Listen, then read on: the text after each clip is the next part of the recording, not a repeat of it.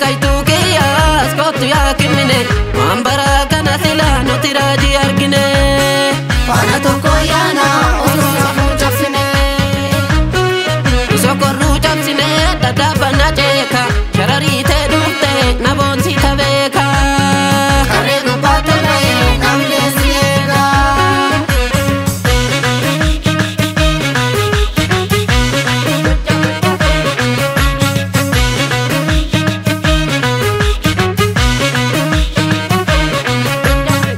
Yade arade yarotin faladamu Isen sufra lala wanangorun kabu Kanami tu intala sifamule agabu Ndatoleti ko ya gifti jalala Shatte milliseko sumatuna mala Kashe sarare ko loiko galgala Ndatoleti ko korora ketu damma Ndatoleti ko lape kabanesa Ndatoleti ko sosi argama Ndatoleti ko dadabin balesa Ndatoleti ko dawara galbi sitana afgadisa Nafkotu medigi sumana ya chisa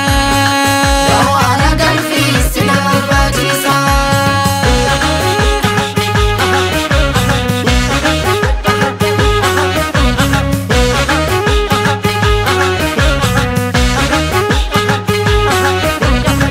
Kasheko ya tiru sinambona male Onkorra siniru muladu jalalle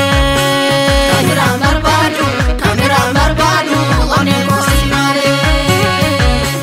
Unda toleti ko dambalitu dubara Hala toleti nama situna marara askotu ganama Hagarra fembulu suma farafama